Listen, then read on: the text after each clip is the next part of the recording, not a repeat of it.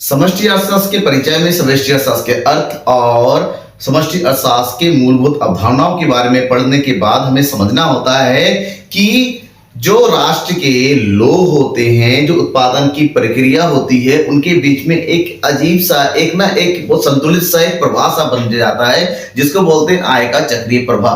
तो आय का चक्रीय प्रवाह होता क्या है, किस तरह से काम करता है, इसके कितने पार्ट होते हैं, इसके कितने प्रकार होते हैं, इन सब चीजों के बारे में भी हमें डिटेल से जानना जरूरी है। तो आज के इस वीडियो में इसी के बारे में पढ़ेंगे कि आय का चक्रीय प्रवाह क्या था। देखिए, चक्रीय का मतलब होता है चक्र होना। चक्र का मतलब होता है जिसका ना एंड होता है, ना ही बिगिनिंग होती है, ना एंड, मतलब ना ही शुरुआत ना ही अंत, पूरा का पूरा मिला हुआ रहता है। इसी प्रकार से जो आय होती है ना एक राष्ट्र की, वो जनरेट से लेके उसकी पूरा कंजप्शन तक वो सारा का सारा आपस में एक चक्र जैसा बना देता है, ठीक है ना, जिसका ना आदि है ना अंत होता है। किस प्रकार से होता है, देखिए, जो अर्थव्यवस्था में हर एक चीज में डिपेंड किससे करता है, डिपेंड करता है उत्पादन से, क्योंकि उत्पादन से ही रोजगार का सृजन होता है। रोजगार का सृजन होगा तो आय का सृजन होगा, आय का सृजन होगा तो व्यय होगा, व्यय होगा तो पुनः उत्पादन प्रक्रिया शुरू हो जाएगी। तो इस प्रकार से एक चक्र सा उत्पादन एक प्रक्रिया सी चल निकलती है, क्योंकि किसी भी अर्थव्यवस्था में ध्यान रखिएगा उत्पादन, आय और व्यय का एक निरंतर प्रवाह होता रहता है, एक से दूसरा, दूसरे से तीसरा, तीसरे से पहला, फिर से उत्पादन शुरू हो जाता है। कैसे होता है, देखिए, अगर हम उत्पादन प्रक्रिया की बात करते हैं किसी भी अर्थव्यवस्था में, जो उत्पादन कार्य होता है, उत्पादन कार्यों के लिए किस चीज की आवश्यकता होती है, उत्पादन कार्यों के लिए आवश्यकता है उत्पादन के साधनों की। उत्पादन के साधन कौन प्रोवाइड करता है, उत्पादन के परिवार करते हैं, परिवार, यानी कि घरेलू क्षेत्र, परिवार के दोनों आता है।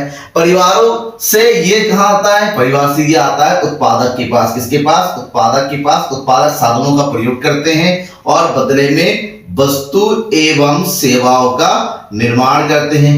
जैसे वस्तु और सेवाओं का निर्माण हो जाता है, ये पुनः ये परिवारों को उसको बेच देते हैं, परिवार से इनके पैसा आता है, और जो पैसा आ जाता है वो इन साधनों के बदले में परिवारों क्या कर देते हैं, भुगतान करते हैं, इसको बोलते हैं साधन भुगतान, और इससे परिवारों को होती है आय। जैसे ही उनको आय की प्राप्ति होती है परिवारों को, परिवार अपने आय को क्या करेगा, आपको जब इनकम मिलेगी आप क्या करोगे, खर्च ही करोगे ना, अपनी जरूरतों को पूरा करोगे, अपने शौक पूरा करोगे, ठीक ना, घर बनाना है, गाड़ी खरीदनी है, कपड़े खरीदने हैं, एजुकेशन करना है, घूमना फिरना है, खर्च तो करना है, सब कुछ खर्च होता है। या तो आप इन्वेस्टमेंट करोगे या फिर नॉर्मल जरूरतों पूरा खर्च करोगे, लेकिन खर्च जरूर करेंगे। तो जो आय होती है वो कन्वर्ट हो जाता है व्यय में। व्यय किस पर होता है, व्यय होता है इन वस्तुओं और सेवाओं पर जिसका उत्पादन उत्पादक ने किया है। इसका मतलब इससे वस्तुओं का उत्पादन बढ़ जाएगा, उत्पादन बढ़ेगा तो पुनः जो आय बढ़ेगी, आय बढ़ेगी तो व्यय बढ़ेगा। इसका मतलब ये हुआ एक यहां पर चक्र सा चलने लगता है, किस चीज का, आय का। किस तरह से, सबसे पहले वस्तुओं का होता है उत्पादन, प्रोडक्शन, पहले फेज में वस्तु का उत्पादन किसके थ्रू होता है, परिवार से मिलने वाले साधनों की सहायता से। अब उत्पादन जैसे पूरा हो जाता है, इससे क्या होता है, आय का सृजन होता है, आय का होता है वितरण, क्योंकि उत्पादन के बाद क्या होता है, आय का वितरण होता है, आय का सृजन होता है। इससे क्या होता है, परिवार लोग जैसे आय होती है वो व्यय कर देता है, जैसे व्यय करेगा दोबारा उत्पादन प्रक्रिया में उत्पादन शुरू हो जाएगी। इस प्रकार से देखिए एक चक्र चल रहा है, ये यहां से यहां ये गोल गोल घूम रहा है, तो इस गोलाकार आकृति को बोलते हैं चक्रीय प्रवाह। तो यही होता है आय का चक्रीय प्रवाह, जिसको प्रोफेसर रिचर्ड लिप्सन ने एक्सप्लेन किया है अपने शब्दों में। उन्होंने क्या कहा कि आय का चक्रीय प्रवाह घरेलू फर्मों एवं घरेलू परिवारों के बीच भुगतानों एवं प्राप्तियों का प्रवाह होता है, एक से दूसरा, दूसरे से तीसरा, तीसरे से चौथा। यहां पर ध्यान रखिएगा, जो चक्रीय प्रवाह है, अगर उसके पक्षों की बात करते हैं, उसके अंगों की बात करते हैं, इसके प्रमुख तीन अंग है, उत्पादन, आय और व्यय, तीन। इसी से चक्रीय प्रवाह चलता है। तो चक्रीय जो प्रवाह होता है ना, ये जो प्रवाह होते हैं उसको हम दो कैटेगरी, क्योंकि प्रवाह का मतलब होता है चलते रहना, परिवर्तन नहीं होता है। तो जब हम चक्रीय प्रवाह की बात करते हैं, यानी कि जो प्रवाह होता है इसके स्वरूप की बात करते हैं, तो इसके दो कैटेगरी होती है, दो प्रकार से इसका प्रवाह चलता है। कौन कौन सा होता है, एक होता है हमारा मौद्रिक प्रवाह और दूसरा होता है वास्तविक प्रवाह। वास्तविक प्रवाह को बोलते हैं रियल फ्लो और मौद्रिक प्रवाह को बोलते हैं हम मनी फ्लो। ठीक है, इन दोनों को डिटेल से समझना होगा। सबसे पहले हम अगर बात करते हैं वास्तविक प्रवाह की, वास्तविक प्रवाह क्या होता है? वास्तविक प्रवाह, पहले वास्तविक प्रवाह होता है, वास्तविक प्रवाह से ही मौद्रिक प्रवाह का जन्म होता है। वास्तविक प्रवाह का मतलब होता है पदार्थों का, पदार्थों यानी कि वस्तुओं एवं सेवाओं का क्या होता है? आदान प्रदान होता है। किसके बीच में? फर्मों तथा परिवारों के बीच, यानी कि फर्मों और परिवारों के बीच जो वस्तु और सेवाओं का लेन देन होता है, वस्तु और सेवाओं के बदले में उत्पादन के साधनों का ये जो प्रवाह चलता रहता है, जो कि पदार्थ के रूप में होता है, भौतिक वस्तु के रूप में होता है, उससे हम वास्तविक प्रवाह के नाम से जानते हैं। और ये प्रवाह चलता कैसे है वो समझना पड़ेगा। ये प्रवाह चलता है, मान लीजिए एक तरफ हम लेते हैं यहाँ पर परिवार, ये क्या हो गया? परिवार, और दूसरी तरफ कौन है?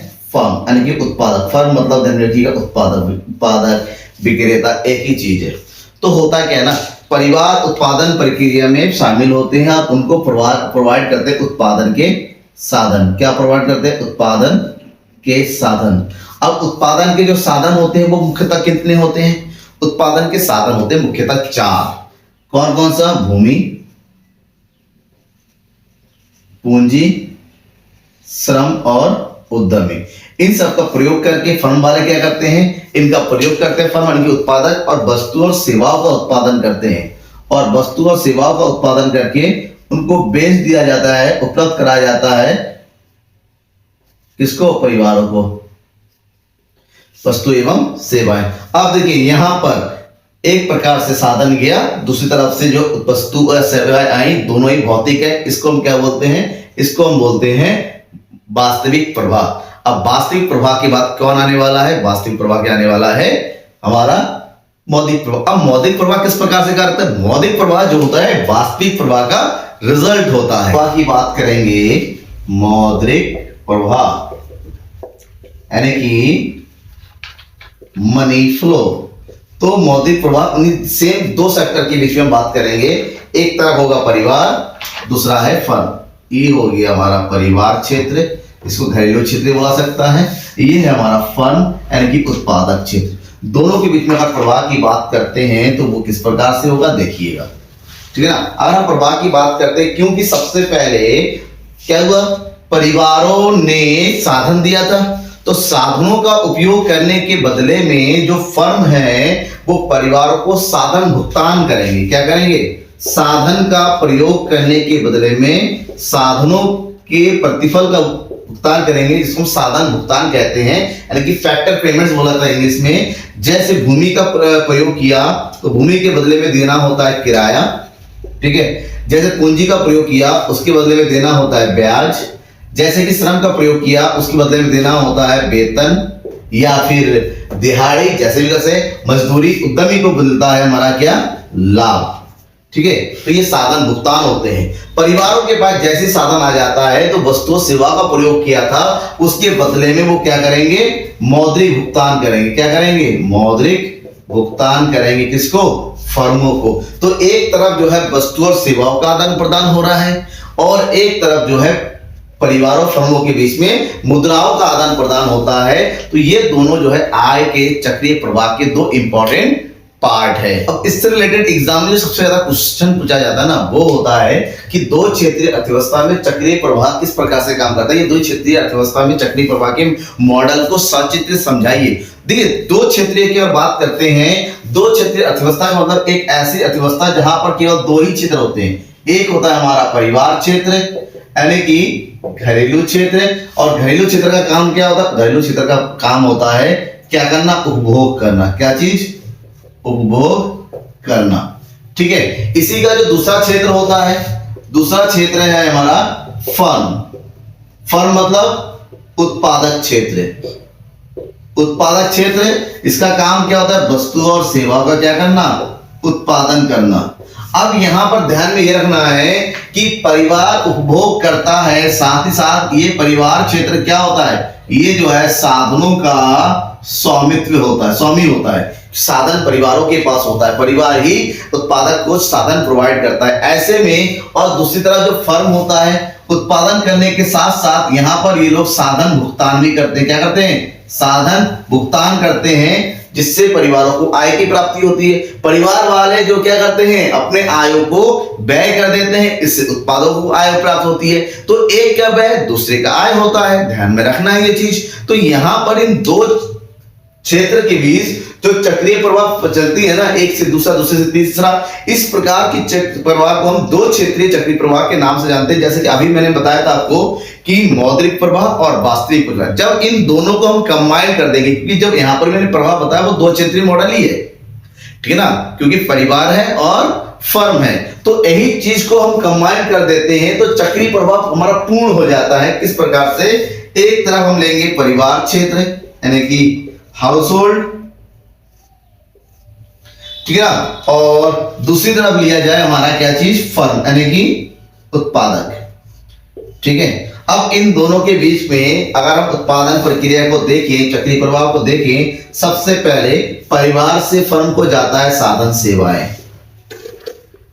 साधन सेवाएं, साधन सेवाएं मतलब क्या क्या? साधन सेवाएं का मतलब होता है कि पूंजी, भूमि, श्रम तथा उद्यमी। अब फर्म क्या करते हैं? इनका प्रयोग करते हैं और प्रयोग करके वस्तुओं और सेवाओं का उत्पादन करते हैं। वस्तु एवं सेवाएं, वस्तुएं एवं सेवाएं, ठीक है, ये हो गया पहला राउंड। अब फर्म वाले इनको बदले में किनको? परिवारों को, क्योंकि उन्होंने साधन सेवाएं ली हैं, साधन सेवाओं का उपयोग किया। अब फ्री में तो होता नहीं है, बदले में पेमेंट करना पड़ेगा, तो यहां पर इनको भुगतान किया जाता है, जिसको बोलते हैं साधन भुगतान। अभी मैंने समझाया, यही सेम चीज है। साधन भुगतान, पूंजी के बदले में क्या दिया जाता है? ब्याज का भुगतान किया जाता है। भूमि के बदले में किराया दिया जाता है, ठीक है ना। श्रमिकों को मजदूरी या फिर वेतन दिया जाता है, और अगर उद्यमी को मिलता है लाभ। इनके पास आय की प्राप्ति हो गई, क्योंकि आय आगे जैसे ही परिवारों को आय की प्राप्ति होती है, परिवार पुनः उस आय को व्यय कर देते हैं वस्तु और सेवाओं के उपभोग में और उसका भुगतान करते हैं। यानी कि यहां पर वस्तु सेवाओं के उपभोग करने के बदले में इनको मौद्रिक भुगतान कर दिया जाता है, यानी कि मुद्रा के रूप में, ठीक है ना। तो ये जो होता है ना, इसको बोलते हैं आय का चक्रीय प्रवाह। वो भी दो क्षेत्रीय मॉडल होता है, ठीक है ना। तीन क्षेत्रीय मॉडल होता है जहां पर गौर सरकार भी आ जाती है। चार क्षेत्रीय मॉडल होता है जहां पर सरकार के साथ साथ विश्व भी शामिल हो जाता है। बेसिकली ये आपके कोर्स में है नहीं, इस साल 2024 के कोर्स में अगर किसी बोर्ड में आप अगर अलग अलग बोर्ड में आपके बोर्ड में अगर दो क्षेत्रीय, तीन क्षेत्रीय, चार क्षेत्रीय भी है, मुझे बताइएगा, मैं आपको इसके वीडियो यानी कि एक्सप्लेन प्रोवाइड कर दूंगा। फिलहाल मैं ये समझता हूँ लगभग बोर्ड ने जो है दो क्षेत्रीय अर्थव्यवस्था को ही रखा है और यहीं तक आपको समझना था। इसमें कोई डाउट है, किसी प्रकार की कोई क्वेश्चन है जो आपके दिमाग में रह गया है, पूछना है मुझसे, जरूर पूछ लीजिएगा। आपके डाउट को पूरा करना मेरी पूरी जिम्मेदारी है, मैं जरूर पूरा करूंगा। थैंक। और हाँ, जल्द ही लाइव क्लास शुरू होने वाला है, उसमें विद जो कि मैंने समझाया ये सब दोबारा समझाया जाएगा विद नोट्स, ठीक है ना। आपको बने रहना है, मेरे साथ ज्यादा से ज्यादा शेयर करना है दोस्तों को, जो कि सर लाइव क्लास शुरू करने जा रहे हैं। Thank you.